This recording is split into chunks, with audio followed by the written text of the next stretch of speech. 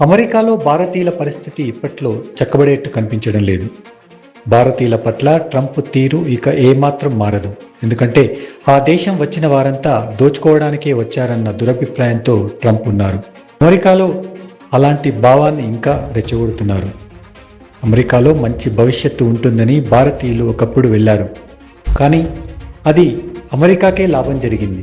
భారతీయుల మేధస్సంతా అమెరికాకే దారపోశారు. అమెరికా అగ్రరాజ్యం కావడంలో భారతీయుల మేధస్సు కూడా ఉంది. కానీ ట్రంప్ దానిని గ్రహించడం లేదు. భారతీయులు అమెరికన్ల అవకాశాలను కొల్లగొడుతున్నారని పదే పదే రెచ్చగొడుతున్నారు.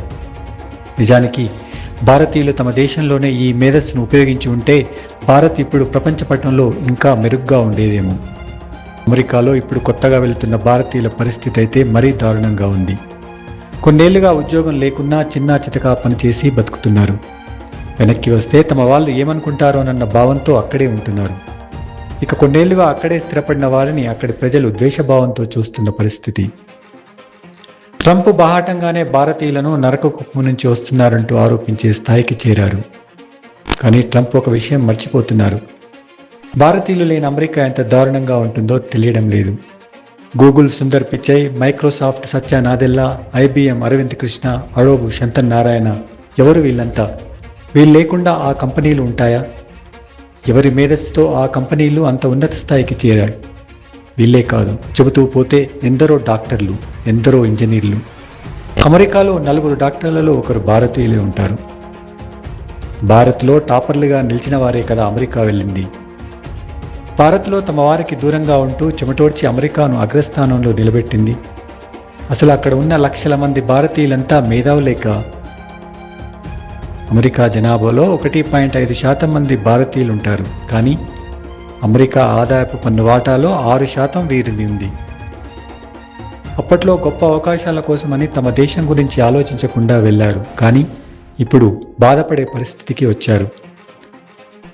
ఒక తుగ్లక్ ట్రంప్ వల్ల అక్కడి భారతీయులు ఉండలేని పరిస్థితి వచ్చింది.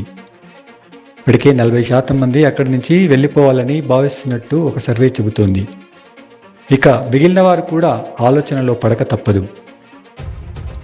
అందుకే అమెరికాలో నివసిస్తున్న భారతీయులు స్వదేశానికి తిరిగి రావాలని, దేశాభివృద్ధికి తోడ్పడాలని జోహో వ్యవస్థాపకుడు స్టీవ్ వెంబ్ కోరారు. వలసలు, ఉద్యోగాలకు సంబంధించి మారుతున్న దృక్పథాన్ని శ్రీధర్ వివరించారు. తాను 37 ఏళ్ల కింద అమెరికా వెళ్ళిన పరిస్థితి ఇప్పుడు లేదని ఆయన అన్నారు. చాలామంది అమెరికన్లు వారి ఉద్యోగాలను భారతీయులు లాక్కుంటున్నారని, మనం సాధించిన విజయం అన్యాయమని అంటున్నారని శ్రీధర్ చెప్పారు.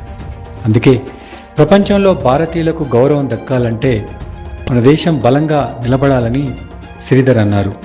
భారత్కు ప్రవాసుల నైపుణ్యం అవసరమని, ఇక్కడి యువతకు వారి సాంకేతిక నైకత్వం అవసరమని శ్రీధర్ వెంబు అభిప్రాయపడ్డారు.